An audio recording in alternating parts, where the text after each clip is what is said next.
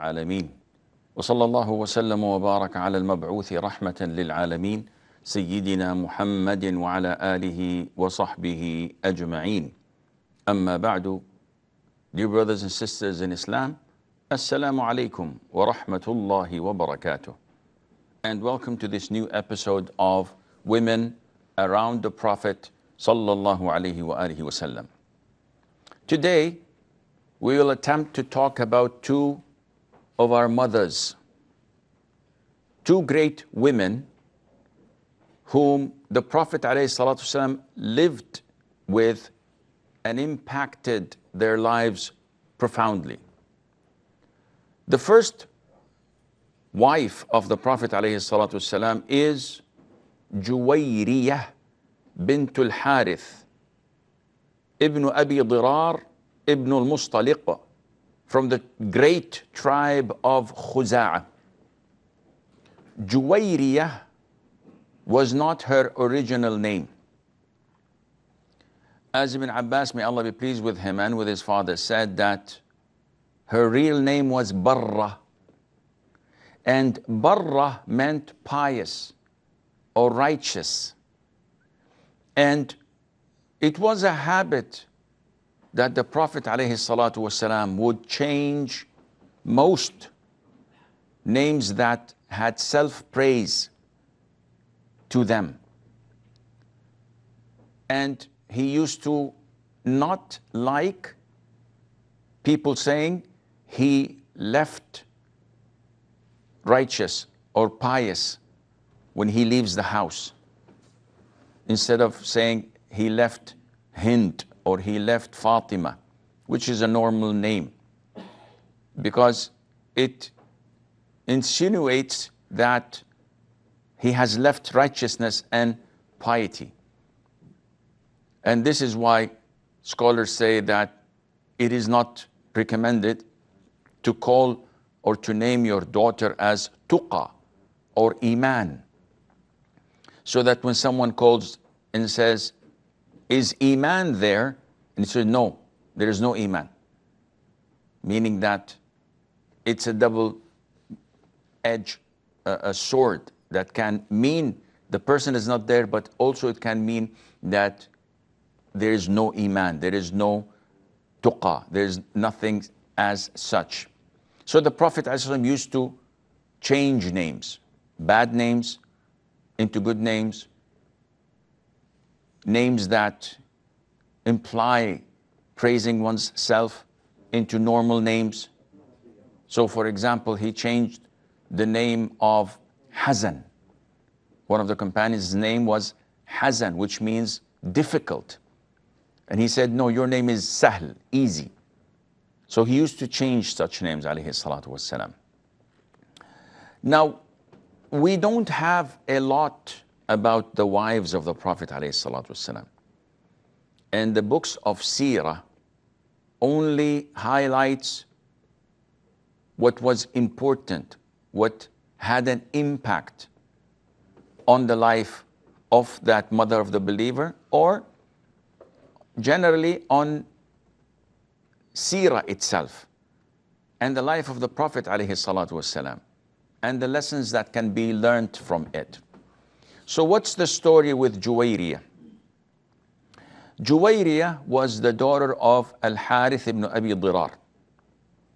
And Bani al-Mustaliq, they were a tribe that assisted the idol worshippers, being themselves idol worshippers. They assisted the people of Quraysh in their battles, such as the Battle of Uhud, and they kept on intimidating the Muslims and expressing hostility towards Islam. So when the Prophet heard, alayhi salatu wasalam, that they were preparing their armies to attack the Muslims, the Prophet alayhi salatu wasalam had to take a preemptive measure. And he went with the Muslims to attack them. And they took them by surprise, being the enemies of Islam, an open enemy, and there was a fight where men were killed, others fled, while the women and the children were taken as slaves and captives of war. So Joyairiya bint Alharith was given as part of the booty of war, the spoils of war, to one of the warriors. And he was Thabit ibn Qais ibn Shammas. May Allah be pleased with him. And Thabit himself has a history with the Prophet ﷺ because he was the orator, he was the spokesman of the Prophet ﷺ. Whenever tribes came and they met face to face, they would appoint someone to give a speech praising his tribe and their achievements. So he's known as the Khatib. So the Prophet ﷺ had Thabit as his spokesman due to his loud voice and due to his fluency and beautiful language. So she was appointed and given to him. Being who she was, a woman of great honor and social status, the daughter of a tribe's leader, so she was a princess and not a common woman. She could not live with the thought of being a slave. In Islam, there's an option for slavery. They can buy themselves out. A slave can go to his master and say, listen, I would like to buy myself out. How much would you like? And the guy would say, if I were to display you for sale, I would get maybe $1,000. So $1,000 is good for me. So the slave goes and works, depending on his expertise and knowledge, and gains the money and gives it to his master, and he's free to go. So she went to Thabit ibn Qais and she asked him for such a transaction, and he agreed. But she was penniless. She had nothing, no money, no wealth. And her father fled. And all the men in her tribe ran away with their lives. So she thought that the only alternative is to ask people to assist her. By that time, she had already accepted Islam. And this is logical and normal. Most people have resentment to Islam due to what they see in the media. And you can't blame them. The media brainwashes them. If they don't put some effort to research and read objectively on their own, they are like the rest of the herd. If the herd leader goes left, they all go left. Even if it's a cliff that they're gonna fall off. They just follow the herd leader. So those who liberate themselves from the effect of unbiased or bias media and research it would find the truth. Joyairiya was one of them. Yes, she was taken as a prisoner of war. Yes, she was enslaved. But when she saw Islam and she realized that all what she was hearing from her father, from the other tribesmen about Islam was false, she accepted it. So she went to the Prophet ﷺ to seek his financial assistance. Mother Aisha narrates the hadith, and she says that when she came seeking permission to speak with the Prophet ﷺ, the moment I set eyes on her, I hated it. This is what Mother Aisha is saying. She says she was beautiful, charming, and cute. Any man would set eyes on her, would be captivated by her beauty. So she said, I did not like this. I hated it. She's a woman, she knows. So when she talked to the Prophet ﷺ, she said, O Prophet of Allah, my name is Joyairiya bint Alharith ibn Abi Dirar, the head of his tribe and their leader. And you have seen what had happened to me. And I was given to Thabit ibn Qais. So I bought myself from him and he agreed. So now I am here to seek your assistance in paying off my debt. So the Prophet ﷺ gave her a choice. So he said to her, would you like something that is better? Meaning that I can give you money to set yourself free. But would you like me to give you something which is an offer you cannot refuse? She said, what would that be, O Prophet of Allah? And the Prophet said, I'll pay off your debt and I'll marry you.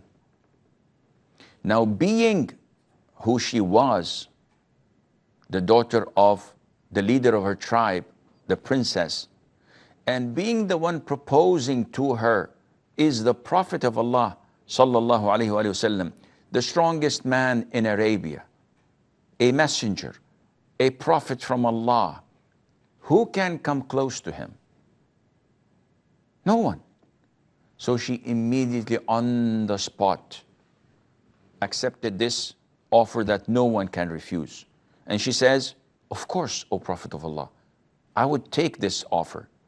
So the Prophet said, I have done that. Meaning that I've paid your dues and I married you. And the news came out to the people, to the companions, that the Prophet ﷺ married Joyairiya bint Alharith. So the people who were with the Prophet ﷺ, who had prisoners of war under their control, which was money, they said, how is it possible that the Prophet's in-laws are enslaved with us? This is not befitting. We set all the captives under our control free for the sake of Allah, and after that for the sake of the Prophet's new wife. Imagine how many people were set free. The narration says, by setting Joyairiya free and marrying her, she was the most influential, she was the most favorable, or she had the favor and the blessing over her tribe. No woman could have done this to her own people. She got 100 households, 100 families, all freed and set free from slavery because of her marriage to the Prophet ﷺ. What more blessing can there be? Now, people who do not have Iman, who do not believe, they would criticize and say, oh, the Prophet married her because she was beautiful and charming. As if it is an insult.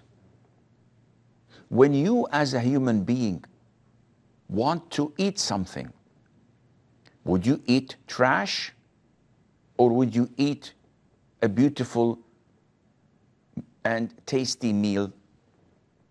Would anyone condemn you if you were to drink something that is sweet and cold instead of taking something that is bitter or bad? Is the Prophet ﷺ a human being or not? He is a human being. and he likes to eat, to drink, and he likes women. He himself told us about himself that from your world, Allah made beautiful to me women and perfumes. He loves to smell good things. So only the idol worshippers criticized the messengers of Allah long ago, that they eat food and they walk in the markets. They're normal human beings. And this is insane. No one said that the prophets are not human beings. They are human beings. And the more they have this urge to natural things, the more perfect they are. It is totally wrong to think that being celibate is something positive or something natural. This is not natural. What is natural is what Allah has put in us, this attraction to the opposite gender, so that we can get married and we can reproduce. So the Prophet ﷺ was a perfect man with desires. But when you compare him to others, you will see that the difference between the heavens and the earth. He was extremely strong as a man, yet he was satisfied with a woman 15 years older than him from the age of 25 until the age of 50. Never ever had a second wife or anything of the sort.